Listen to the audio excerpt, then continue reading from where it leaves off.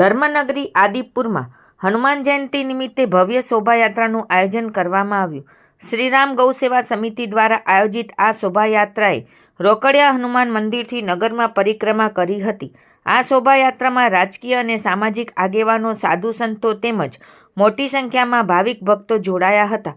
કાયદો અને વ્યવસ્થા જળવાઈ રહે તે માટે આદિપુર પોલીસે ફરજ બજાવી હતી.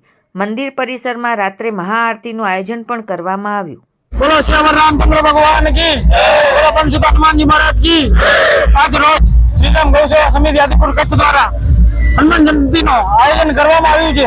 તમામ હનુમાન ભક્તોને જાહેર આમંત્રણ આપવામાં આવે છે અને આ શોભાયાત્રાની અંદર હિન્દુ જાગૃત થાય અને હિન્દુઓની એકતા બની રહે તે વિષય માટે હનુમાન જન્મોત્સવનું આયોજન કરવામાં આવ્યું છે.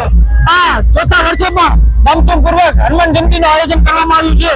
बोलो श्री रामचंद्र भगवान की, बोलो पंचुत हनुमान जी महाराज